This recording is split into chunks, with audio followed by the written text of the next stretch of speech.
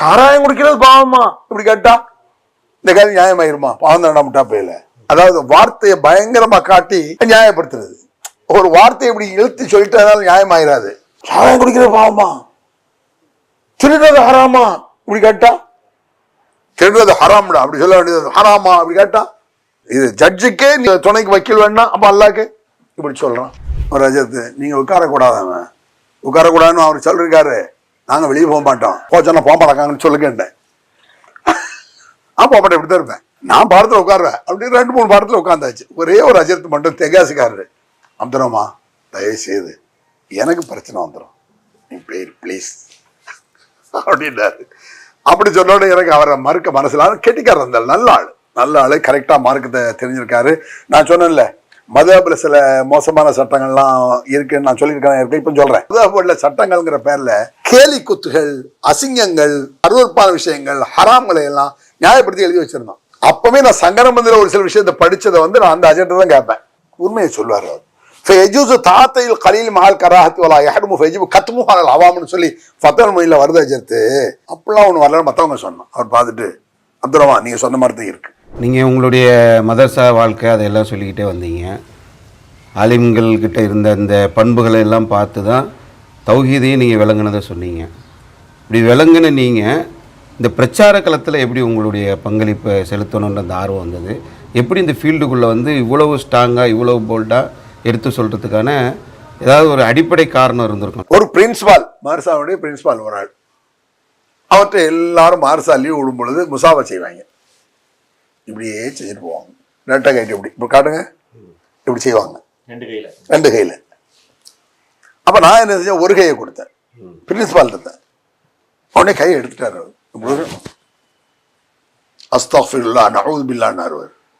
ஒரு கையை கொடுத்தது அஸ்தக்ஃபிருல்லா நஊது பில்லா. ஏன் அஜர்த்த அப்படின்னா, நீ என்ன ஒரு கையை தர்ற, என் 2 கையுடைய பரக்கத்தை பற்றி உனக்கு தெரியுமா? உங்கள் 2 கை பரக்கத்து என்னன்னு எனக்கு தெரியாது. ஹதீஸ்ல உள்ள பரக்கத்தை உங்களுக்கு தெரியுமா? ரசூல்ல ஒரு கைன்னு கொடுக்க அது பரக்கத்தா, நம்ம இஷ்டத்துக்கு கை கொடுக்க பரக்கத்தா? ரசூல்ல 2 கை கொடுக்க கூடாதுன்னு சொன்னாங்களா? அவர் பிரின்சிபால் 40 வருஷமா ஓதி கொடுத்த ஆளு. அவர் கேட்காரு, எனக்கு தான் சொன்ன இந்த தர்க்கனால இன்ட்ரெஸ்ட் இருக்கேன். அல்லாஹ்வுல தந்திருக்கான்னு அர்த்தம். இன்ட்ரெஸ்டா எனக்கு இயற்கையில் இருக்குன்னு சொல்ல, அல்லாஹ் அப்படி நமக்கு தந்திருக்கான். மூளை எல்லாமே எல்லாம் இருந்தது தானுங்க, கண்ணு காது மூளை கை எல்லாமே எல்லாம் இருந்தது தானே. அப்போ அவர் அப்படி கேட்ட உடனே 2 கை கொடுக்க கூடாதுன்னு ரசூலுல்லாஹ் சொல்லல, இப்படி முசாஃபா செய்யுங்க, பிறங்கை கொடுத்தேன். ஏன்னா பிறங்கை தர பிறங்கை கொடுக்க கூடாதுன்னு ரசூலுல்லாஹ் சொன்னாங்களா? இதான் அஜர்த்து பேச்சு. ரசூலுல்லாஹ் ஒரு கையை கொடுக்க சொன்னா கொடுத்துட்டு போக வேண்டியதானே. இப்படி சொன்னாங்களா அப்படி சொன்னாங்களா? இதை மாதிரி நீங்க நிறைய பேர் இப்படி கேட்டுட்டு இருக்கீங்க. நபிகள் பெருமானார் ஸல்லல்லாஹு அலைஹி வஸல்லம் அவர்கள் நெஞ்சின் மீது தக்பீர் கட்டினார்கள்னா ரசூலுல்லாஹ் கட்டினாங்களா? சரின்னு போயிடணும். நபி வழி தொப்புளுக்களை கட்டக்கூடாதுன்னு சொன்னாங்களா? இது ஒரு கேள்வியா? பிறகு இன்னொரு என்ன செய்வான், நெத்தில கட்டிட்டு நெத்தில கட்டக்கூடாதுன்னு சொன்னாங்களா? இது இஸ்லாம் வழங்குமா? நபி இப்படி சொன்ன உடனே அவங்க கோவப்பட்டு டென்ஷன், மார்சா விட்டு வெளியே போங்கிறான்.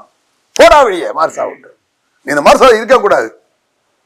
மதரசாவுடைய ரூல் படி நான் என்ன தப்பு செஞ்சேன் சொல்லுங்க. மார்சா விட்டு நீக்கிறதுக்கு ஒரு ரூல் வச்சிருப்பீங்கல்ல, பைலான்னு சொல்றாங்கல்ல, அது அப்பவே மார்சாக்கள் உண்டு. அந்த ரூலை சொல்லுங்க, நான் போறேன். அந்த ரூல் உனக்கு வேணுமா? எனக்காகவே ஒரு ரூலை போட்டார் பைலாவில், இந்த மாதிரி பேசினால் இருக்கக்கூடாது. அப்ப நான் சொன்னேன், உங்க ரூல் குரான் மாற்றமா இருக்கு, அந்த ரூலான்னு கேட்டேன். பெரிய பிரச்சனை, அது பஞ்சாயத்து ஆயிடுச்சு. அப்புறம் பஞ்சாயத்தாயி ஒரு அங்க மார்சால வாங்குறமான 6வது ரூபா 7வது ரூபா அவ்வளவு வாங்கினான். இப்ராஹிம் பதிலாம் இந்த மாதிரி காட்டமா தானே இருக்கும். ஆனா எனக்கு இயற்கையில பிடிக்கும்ல இப்ராஹிம் விஷயங்கள்லாம். அப்போ சின்ன வயசுல கேள்விப்பட்டு தானே அது.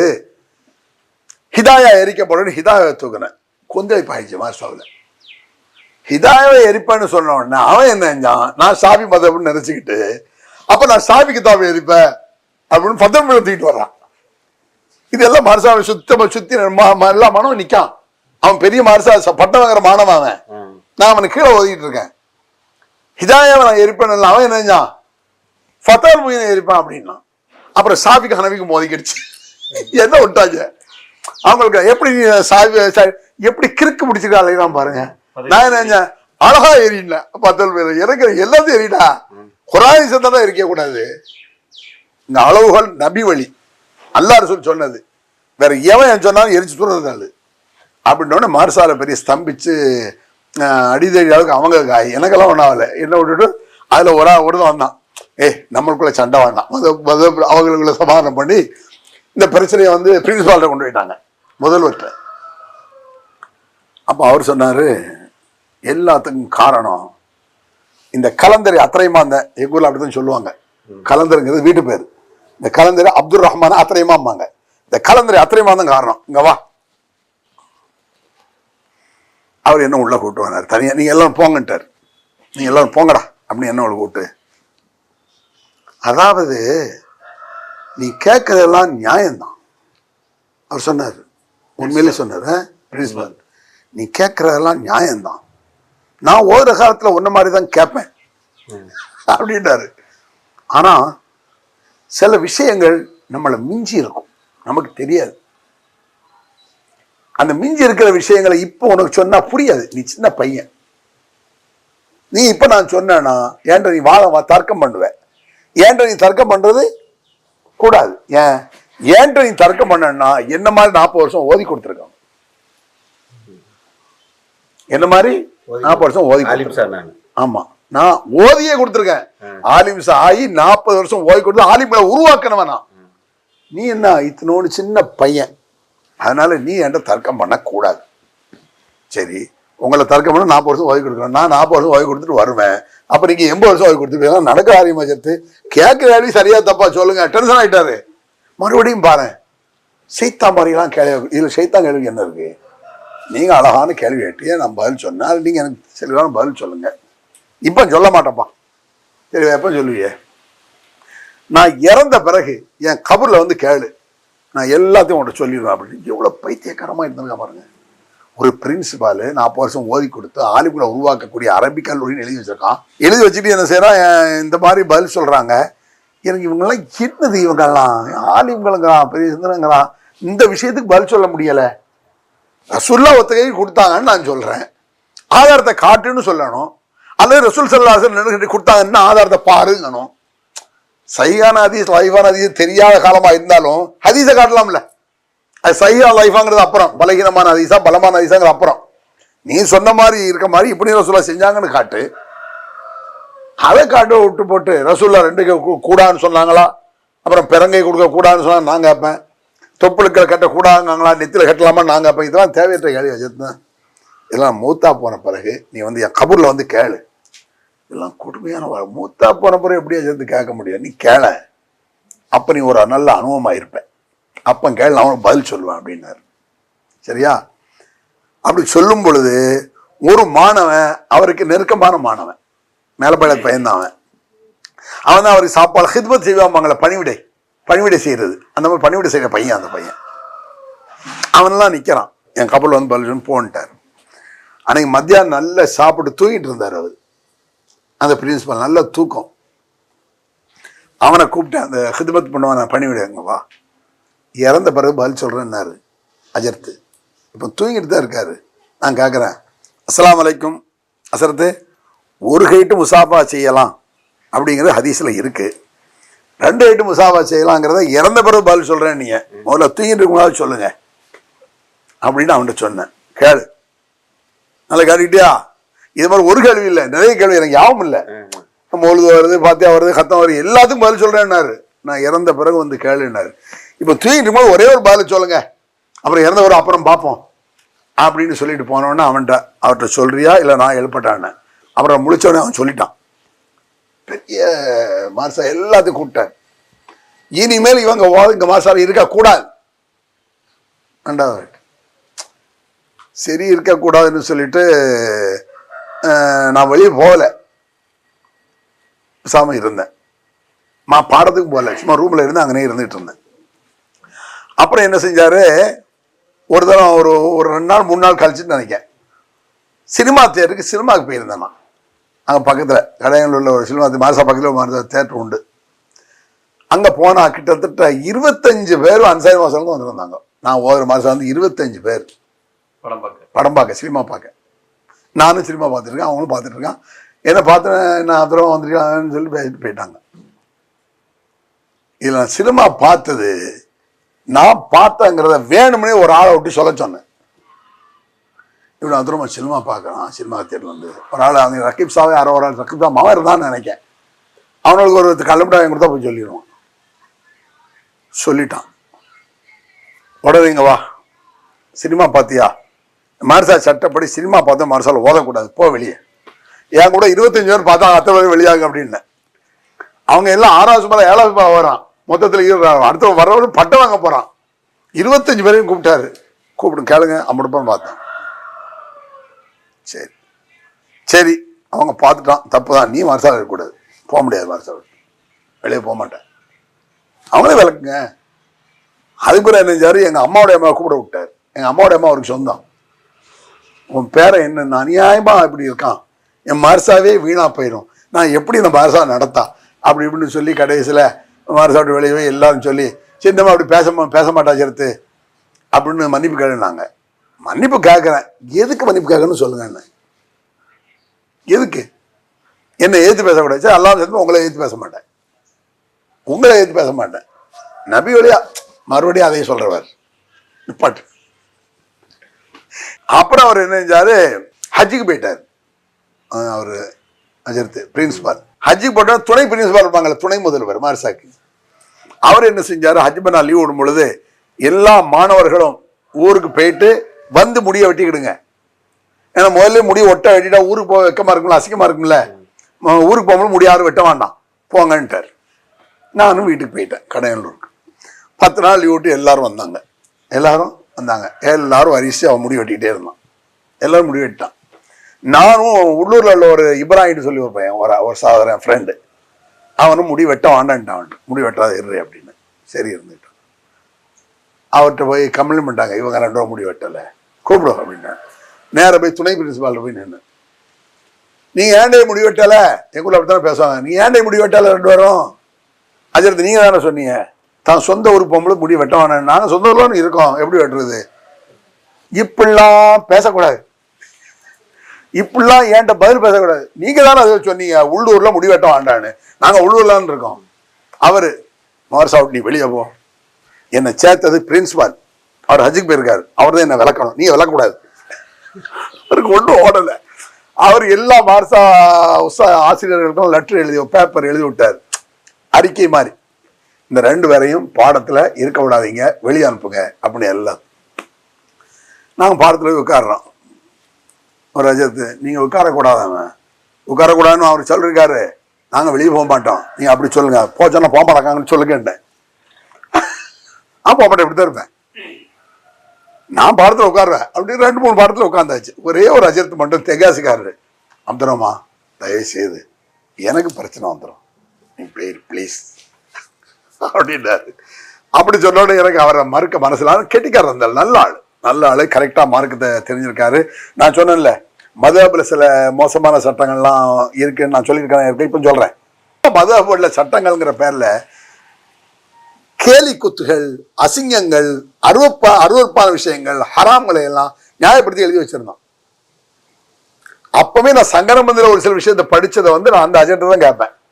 தென்காசி அஜெண்டா ஒரு ஆள் இருந்தார், அவர் பேர் முஸ்தபா, அவர்கிட்ட தான் அதை கேட்பேன். உண்மையை சொல்லுவார் அவர். தாத்தையில் கலீல் மஹால் கராஹத்தி வலா யஹ்ருமு ஃபயஜிபு கத்முஹு அலல் அவாம்னு சொல்லி ஃபத்வல் மொழியில் வருது. அஜர்த்து கஞ்சா சாப்பிடலாங்கிறான், சரியா?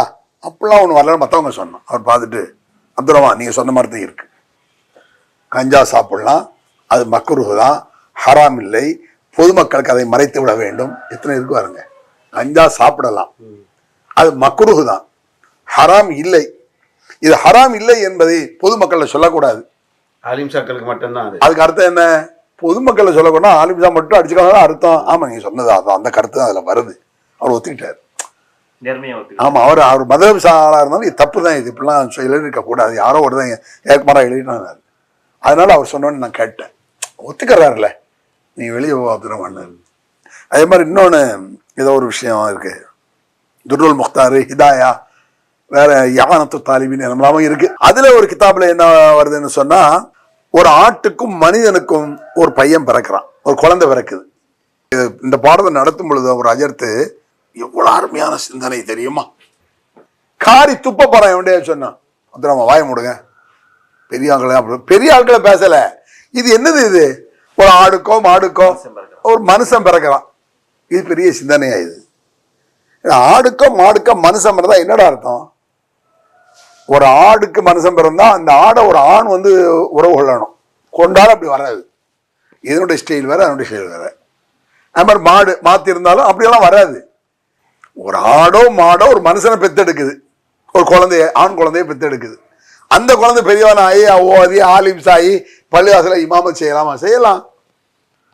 இமாமத் செய்யலாங்கிற மட்டும் இல்லை, அவன் ஹஜ்ஜு பெருநாள் தொழுகையை நடத்தலாமா? எங்க அஜர்த் சொன்னது ஒரு ஆளு. எந்த அஜர்த்து? சங்கரபந்தல்ல லுஹா சொன்னாரு. அதையே நான் திருப்பி வந்து தென்காசியில் அந்த அஜர்த்தையும் கேட்டு அவரும் கன்ஃபார்ம் பண்ணதுதான் இது. அதுக்கு தான் பார்த்தாரு. சரி வாங்க, அந்த மனுஷன் ஹஜ்ஜு பெருநாள் தொலை வைத்தால், அதான் ஆட்டுக்கு பிறந்த பையன் ஆலிம்ஸ் ஆகிட்டான், ஹஜ்ஜு பெருநாள் தொலை வைக்கலாம். ஹஜ்ஜு பெருநாள் தொலை வைக்கலாமா? தொலை வைக்கலாம். ஏன் தொலை வைக்கலாம்? என்ன இருந்தாலும் ஆட்டுக்கு பிறந்தாலும் அவன் மனுஷன் தானே. ஆட்டுக்கு பிறந்தா மனுஷன் தான். அப்போ அவன் தொலை வச்சா தப்பு இல்லை. சரி, தொலை வச்ச பிறகு அவனை தூக்கி போட்டு அறுக்கலாமா? அறுக்கலாம். என்ன இருந்தாலும் ஆட்டுக்கு பிறந்தவன் தானே, ஆட்டை அறுக்கலாம்ல. இப்படி எழுதி வச்சிருக்காங்க. விட்டலாச்சாரியாரோட இப்படி இருக்காது. அவன் கற்பனையாக தான் என்னத்தையும் எழுதி வச்சிருப்பான். இது இப்படி நடக்கவே செய்யாது. இதெல்லாம் பார்த்து எனக்கு இருக்கிறதுலே கேவலப்பட்டு ஒழிக்க வேண்டியது மதுஹப் அப்படின்னு என் மனசுல தோணுச்சு. இந்த மதுஹப்னாலதான் மௌலுதே உருவாயிருக்கும். மதுஹப்னாலதான் ஷாஃபி ஹனஃபி இமாம சொல்லல. இந்த மதுஹப்ல வரக்கூடிய பிற்காலத்தில் எவனோ ஒரு 100-150 வருஷத்துக்கு முன்னால இந்த கேரளாக்காரோட மௌலுதை எழுதியிருக்கான். அவன் இந்த மதுஹப் கிறுக்கு பிடிச்சவனா தான் இருப்பான், கஞ்சா சாப்பிட்டவனா இருப்பான், இந்த மாதிரி ஹராம சர்வசாதாரண விஷயம் மதுஹப்ல கூடுன்னு இருப்பான். கஞ்சா சாப்பிட்றவன் மௌலுதுவான எப்படி எழுதியிருப்பான்? போதையில் நல்ல கருத்து வரும் இல்லைங்க அப்படின்னு நான் சொல்லலை. ஒரு கவிஞன் எழுதுனா அந்த பாட்டே அமையல, நல்ல கிக்கு ஏறின உடனே தாய் இல்லாமல் நான் இல்லை சூப்பர்ன்ட்டாங்க. அப்ப கவிதையே ஒரு கிறுக்கு பித்து போதை அடிச்சா இந்த பையன் எழுதியிருப்பான் போல் இருக்கு மௌலுது. அப்ப மதுஹபை ஒழிக்க வேண்டும், அந்த மதுஹபிலிருந்து பிறந்த பல விஷயங்களை ஒழிக்க வேண்டும் அப்படிங்கிற கருத்து என் மனசுல வந்ததற்கு பல உலமா பெருமக்கள் காரணம். நான் மட்டும் இல்ல, பல உலமா பெருமக்கள் சொன்னாங்க. எனக்கு இயல்பிலேயே இந்த மாதிரி அநியாயம் அக்கிரமத்தை செய்யக்கூடாது, மறுக்கணுங்கிற இயல்பிலே இருக்கணும். இயல்பிலே அநியாயத்துக்கு தலையாடுறவன் வந்து அவன் மறக்க மாட்டான்ல. இயல்பிலே தர்க்க கலை இல்லைன்னா யார் என்ன சொன்னா பேசாம இருப்பான்ல. அல்லாஹ் இயற்கையிலே தந்துட்டான். அது பிறகு தௌஹீத் சொல்லணும் போகணும்னு சொல்லி வந்து சங்கரமந்தில் படிச்சுட்டு அப்புறம் அன்சாரி மார்சா கடையில் உள்ள பெரிய மார்சா அங்க ஓதிட்டு, எதுக்கு இப்ப சொன்னார்ல ஹஜ்ஜுக்கு போயிருந்தார்ல, அவர் வந்தாரு. அவர் வந்து எப்பா முடி வெட்டினா என்ன வெட்ட மாட்டேன் அஜர் அவர் தான் சொன்னாரு, உள்ளூர்ல இருந்தா முடி வெட்ட மாட்டான்னு. அவர் சொன்னது தப்பு தான். அவர் சொன்னது தப்பு தான். அவர்கிட்ட சொல்லுங்க, அப்படி சொல்லக்கூடாதுப்பா, அவர் சொன்னது தப்பு. அவர் பொதுவா முடி வெட்டுங்கன்னு சொல்லியிருக்கணும், உள்ளூர்ல இப்படியே சொல்லிட்டு நடந்தாரு.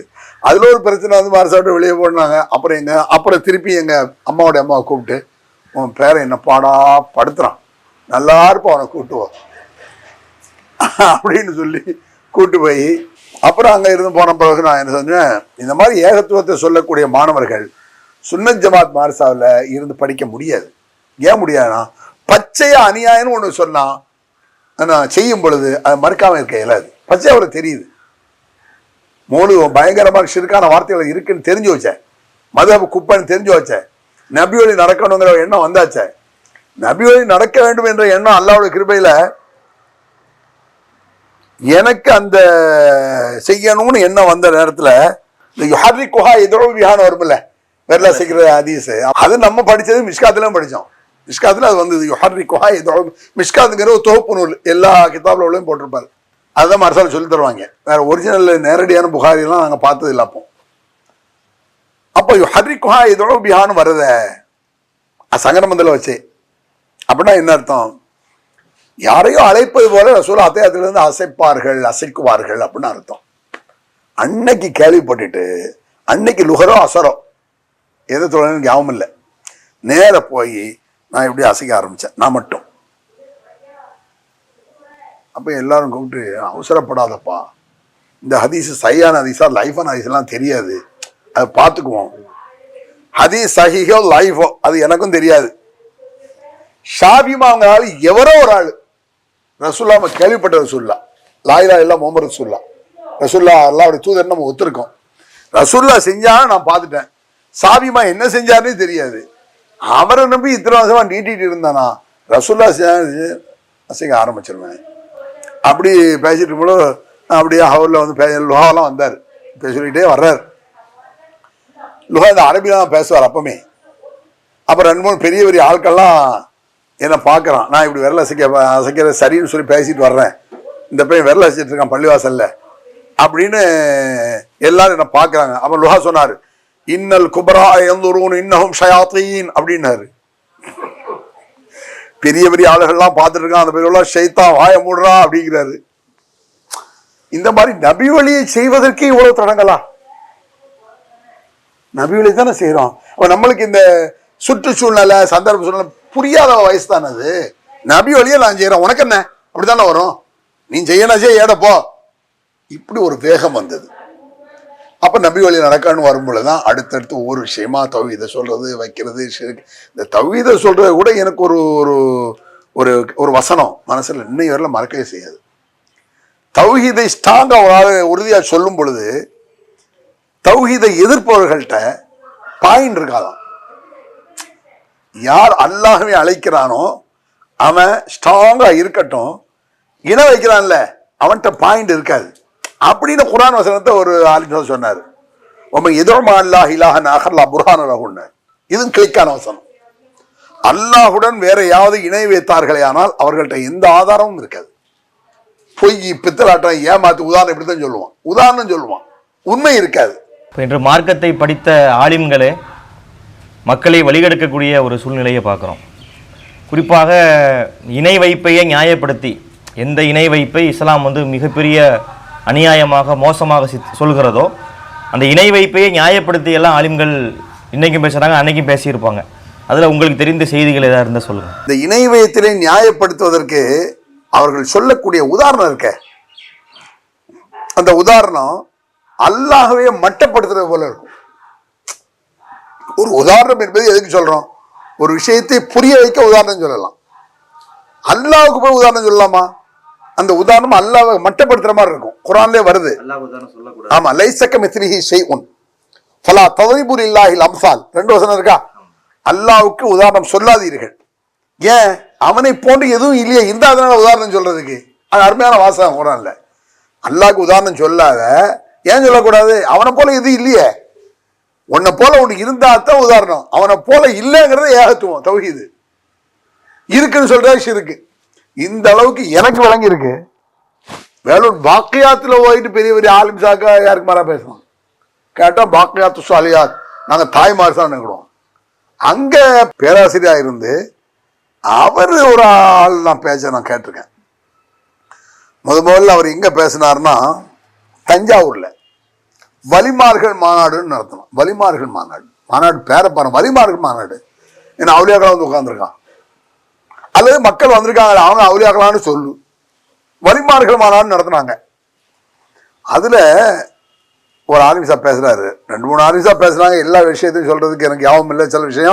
சில விஷயங்களை சொன்னா அப்படி இழுத்துக்கிட்டே போயிடும். ஆனால் சுருக்கமா சொல்றேன், அல்லாஹ்விடத்தில் நெருங்குவதற்கு நம்மால் முடியாது. மனசனால ஒரு முஸ்லீமோ என்ன செய்ய முடியாது, அல்லாஹ்விட்டு நெருங்க முடியாது. அல்லாஹ்வுக்கு நெருங்கணும்னா இடையில் துணையாக அவுலியாக்கள் வேண்டும். இது யாயுள்ளதின் ஆமனுத்தகையில் வசீலாவும் வசனம் வரும். அல்லாஹ் பயப்படுங்கள், அவனை வசீலாவின் மூலமாக நெருங்குங்கள். இந்த வசீலாங்கிற வார்த்தையை வச்சுக்கிட்டு இவங்க கூமுட்ட மாதிரி பதில் சொல்லுவாங்க. வசீலானா அல்லாஹ்வை துணையை கொண்டு நெருங்குங்கள்லாம் டைரக்டா ஹதீஸ்லயே பார்த்துடலாம். வசீலானா என்ன? நல்லடியார்கள் அவன் சொல்லுவான், நம்ம நல்ல அமல்கள்ங்கிறோம். நல்லடியார்கள் சொல்ல முடியுமா? நான் கேட்கிறேன். அந்த வசனமே சொல்ல முடியாது காட்டும். அதை சொல்லி நான் விஷயத்துக்கு வர்றேன். யா ஐயுஹல்லதீன ஆமனு அப்படிங்கிறலாம், ஈமான் கொண்டவர்களே, முஸ்லிம்களே, விசுவாசிகளேன்னு இதுக்கு அர்த்தம். விசுவாசிகள்னா யாரு? நபிகள் பெருமானார்ல இருந்து சஹாபாக்கள்ல இருந்து அவுலியா உள்ளாக்களாக இருந்தாலும் யாராலும் நம்ம எல்லாரும் ஈமான் கொண்டவன் தான். ஒரே அழைப்பு தான், ஈமான் கொண்டவர்களே. ஈமான் கொண்டவர்களை நோன்பு வைங்கன்னா ரசூலாவும் நோன்பு வைக்கணும், சஹாபாக்கள் வைக்கணும், நீ வைக்கணும். எல்லாம் ஈமான் அழைச்சர் தானே. நோன்பு வேற, மக்கள் வேற. நோன்பு வணக்கம் தானுங்க, அந்த வணக்கத்தை மக்களை செய்யுங்கள் அப்படிங்கிறான். அவர் வசியா ஈமான் கொண்டவர்களே எல்லாத்தையும் கூப்பிடுறான். எல்லாத்தையும் யார? ரசூல்லாவை எல்லாத்தையும் கூப்பிட்டான். அவுலியாக்களை, உங்களை, என்ன முஹீதீனை எல்லாரும் உள்ள அடங்குவாங்களே 50 பேரையும் கூப்பிட்டு வசீலாவை கொண்டு இருங்க. வசீலா நோடு தான். அப்போ எப்படி நோம்பு நோடு தானே? ஈமான் கொண்டவர்கள் நோன்பு வைக்கணும் என்ன அர்த்தம்? நோன்பு வேறு, ஈமான் கொண்டவர்கள் வேறு. அந்த ஈமான் கொண்டவர்கள் நோன்பு வைக்க வேண்டும் என்பது அமல். அது போல வசீலாங்கிறது ஒரு அமல், ஒரு அமலை கொண்டு அல்லாஹ் நெருங்கணுங்கிறது. இது சாதாரணமா ஹதீஸ் இல்லாட்டும் இதை விளங்கிக்கலாம், ஹதீஸே இல்லாவிட்டே விளங்கிக்கலாம். இது போல ரசூலுல்லாஹ்வுடைய ஹதீஸ் வரை இருக்க வந்து 3 பேர் மாட்டுவாங்க, தங்களுடைய நல்லவங்களை எல்லாம் கொண்டு அல்லாட்ட துவா கேட்டு அந்த கஷ்டத்தை வெளியே வருவாங்கலாம். ஒரு சம்பவம் கேள்விப்பட்டிருக்கோம்ல, கோயில், ஆமா, மலையில கோயில மாட்டிட்டு 3 பேர் அல்லாட்ட துவா செய்வாங்க. தாங்கள் செய்த நல்லறத்தை அல்லாட்ட சொல்லி அல்லாஹ் இதுல இருந்து காப்பாத்துங்குவாங்க. உலகத்துல அல்லாஹ் அந்த கஷ்டத்தை நீக்கிடுவான். இதை சொல்றதை விட்டு போட்டு அவன் சொல்றான் அந்த வசீலா என்று சொன்னால் யார் தெரியுமா? வசீலானா அவுலியாக்கள் தான் வசீலா. அவுலியாக்கள் வசீலாவை எப்படிடா சொல்றான்னு கவனிச்சா, இப்போ ஒரு கோர்ட் இருக்கு, நீதிமன்றம், நீதிபதி உட்கார்ந்து இருக்காரு, நம்ம மேல குற்றச்சாட்டு, நம்ம நேரம் நீதிபதிட்டு பேச முடியுமா? பேச முடியாது. அவர் சொல்றதை சொல்றேன், பேச முடியாது. அப்ப நம்மளுக்கும் ஜட்ஜு நீதிபதிக்கும் இடையில ஒரு வக்கீல் வைக்கிறோம். அந்த வக்கீல் தான் என்ன செய்வாரு? நம்ம பிரச்சனை எடுத்து சொல்வார். ஒரு நீதிபதிக்கே வக்கீல் துணை வச்சுதான் பேச முடியும்னா அல்லாஹ் எவ்வளவு பெரிய நீதிபதி. இப்படி அதாவது வார்த்தையை பயங்கரமா காட்டி நியாயப்படுத்துறது. ஒரு வார்த்தையை இப்படி இழுத்து சொல்லிட்டதுனால நியாயமாயிராது. சாராயம் குடிக்கிறது பாவமா இப்படி கேட்டா இந்த காலம் நியாயமாயிருமா? பாவம் தான் முட்டா போயில. சாராயம் குடிக்கிறது பாவமா? திருடுறது ஹராமா இப்படி கேட்டா? திருடுறது ஹராம்டா அப்படி சொல்ல வேண்டியது ஹராமா அப்படி கேட்டா? இது ஜட்ஜுக்கே நீதிபதி துணைக்கு வக்கீல் வேணா, அப்ப அல்லாஹ்க்கு இப்படி சொல்றான். இத மாதிரி நிறைய உதாரணங்கள் நடந்துச்சு. இது அதுல ஒரு உதாரணம். இது எவ்வளவு பெரிய கேவலமான உதாரணம். முதல்ல குர்ஆன் வசனத்துக்கு மாற்றோம். அல்லாஹ்வுக்கு உதாரணம் சொல்லாதீன்ட்டான்ல, அவனை போல யாரும் இல்லைன்ட்டான். நீதிபதி மாதிரி இல்லடா, இல்ல அவன் வேறடா, படைச்சவன்டான் அவன். இவன் என்ன மாதிரி ஒரு மனுஷன்? நான் படிச்சு நான் நீதிபதி ஆகலாம், எவ்வளவு பெரிய வக்கீலும் படிச்சு நீதிபதி ஆகலாம், மேல போயிடலாம். அல்லாஹ் ஆக முடியுமா? அவருதான் அவன் அல்லாஹ்வுடைய வல்லமையை இவன் விளங்கலையே ஆலிம்சா. மக்களுக்கு எப்படி புரியும்? எனக்கு இதெல்லாம் சூடு கோவம் வந்த விஷயம். இது என்ன உதாரணம் சொல்றான்? இப்படி சொன்னோன்னா இதுக்கு நம்ம பல மீட்டிங்களை பதில் சொன்னோம். பதில் சொல்லும் பொழுது 90% மக்களை ஏத்துக்கிட்டான். ஆலிம்சா டென்ஷன் ஆகும். இதுக்கு பதில் சொல்லும் பொழுது மக்கள் ஓரளவு புரிய ஆரம்பிச்சிட்டான். ஏன்னா அவனுக்கு இதான் என்ன அம்மா நியாயம் தானே, நியாயத்தை உணரணும் மக்கள் வந்துடுறான்ல. ஆலிம்சாக்கள் 90% வரமாட்டான், 1-2% தான் வந்திருக்கான். எப்படின்னா இப்ப நீதிபதி இருக்காரு, உதாரணம் சொன்னா அதுலயே பார்ப்போம். நீதிபதி இருக்காரு, நம்ம இது குற்றச்சாட்டு. என்ன குற்றச்சாட்டு? நம்ம திருடிட்டோம் அல்லது தப்பு பண்ணிட்டோம், சாராய கடை அநியாயம் நடத்துறோம், கள்ளச்சாராயம் வச்சுட்டோம், இப்படி நம்ம இது குற்றச்சாட்டு. நம்ம வக்கீல் என்ன செய்வாரு? யுவர் ஆனர், என் கட்சிக்காரர் கொலை செய்தார் என்று அநியாயமாக குற்றம் சாட்டி உள்ளார்கள். என் கட்சிக்காரர் கத்தியை கூட பார்த்தது இல்லைம்மா. யாரு? வக்கீல். அவன் திறமையா வாழ்றத பார்த்து என் கட்சிக்காரர் அப்பாவி 50 கொலை பண்ணாலும் நம்மள அப்பாவின்னு சொல்லுவான். அப்போ வக்கீலுடைய வாதத்திறமை பார்த்து நீதிபதி என்ன செய்வாரு? உங்களுடைய வாதங்கள் நியாயம்தான், இருந்தாலும் இந்த விஷயத்தை, இந்த தீர்ப்பை அடுத்த மாதம் 20ஆம் தேதி தள்ளி வைக்கிறேன். அப்புறம் அடுத்த வாரம் 20ஆம் தேதிக்கு வரும். இப்படி 2-3 வந்து வக்கீல் திறமையா வாதிட்டு என்ன சொல்லுவாங்க நீதிபதி? இந்த வக்கீலுடைய வாதப்படி, அவருடைய வாய்மைப்படி இவர் குற்றமற்றவர், ஒரு அப்பாவியை அநியாயமாக கொலைகார் என்று சுட்டிக்காட்டி விட்டார்கள், விடுதலைன்றான். யாரு? நீதிபதி. இது மாதிரி அல்லாஹ் சொல்றான். நாளைக்கு இவர் தொட மாட்டார். ஒரு ஆளு சாராய குடிகாரரா இருப்பாரு, ஒன்னாம் மோசடி பேர் வழியா இருப்பாரு. இதெல்லாம் நீ செஞ்சியானா அல்லாஹ் கேட்கறான். உன்னை முஹிதீன் வலி இல்லான்னு வச்சுக்கோங்க. அவரை தானே பெரிய வக்கீலுங்கிறான், பெரிய லாயர், லீடிங் லாயர், பாரத்லா படிச்சாருன்னு வச்சுக்கோங்க, லண்டன்ல போய் படிச்சுட்டு வந்தாருன்னு வச்சுக்கோம். இவர் அல்லாஹ் முன்னாடி நிற்காரு. நீ தொழாமல் இருந்தாயா? அப்ஜெக்ஷன். அல்ல, என் கட்சிக்காரர் ஐவேளை தொகை மட்டும் இல்ல, தஹஜ்ஜத் உட்பட கரெக்டாக தொழுவார். ஓ அப்படியா? அல்லாஹ் அப்படி கேட்பானடா? அல்லாஹ்க்கு தெரியாதா? இவன் என்ன பதில் சொல்ல போறான்?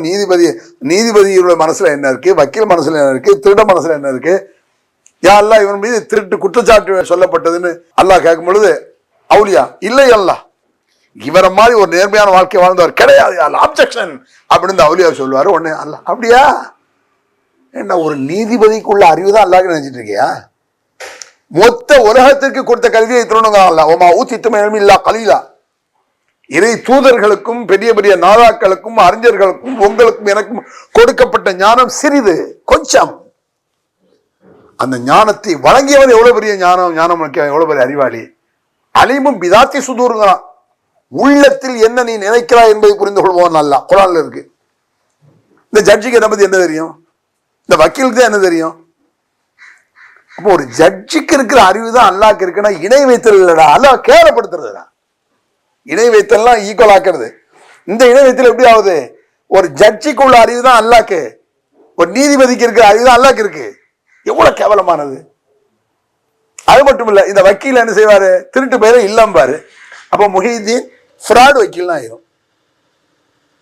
ஆமா, தொழாத ஆளை பிடிச்சி கரெக்டா சொல்வாருன்னா ஃப்ராட்லாம் ஆகும். அவுலியாக்களை ஃப்ராடுங்கிற அல்லாஹ் கேவலப்படுத்துற இது ஒரு உதாரணமாடா இது? ஏன் அல்லாஹ் உதாரணம் சொல்லக்கூடாதுன்னு விளங்குதா? அல்லாஹ் ஏன் சொன்னான்னு இப்படி உதாரணம் சொன்னா இப்படி கேவலமா போயிரு என்ற இந்த உதாரணத்தை தமிழகம் எங்கும் ஒரு 20 வருஷம் முன்னாடி எங்க பார்த்தாலும் இந்த உதாரணத்தை பெருசா ஓடும். அப்புறம் இன்னொரு ஆளுங்க சொன்னான் தோசைக்கல்லுன்னா. அல்லாஹ் அக்பர். ஒரு தோசை சுடணும்னா தோசை மாவை எடுத்து தோசைக்கல்ல வச்சு கீழே அடுப்புக்கு மேல தோசைக்கல்ல வச்சு மாவை எடுத்து அதுல ஊற்றணும். தோசைக்கல்லு தான் வசீலா, துணை பொருள். வசீலா தான். இது எதுக்கு சொல்ற? அல்லாஹ்க்கு பதிலாங்கிறியா? சரி, தோசைக்கல் எல்லாம் மாவு எடுத்து ஊற்றினா தீ என்ன ஆகும்?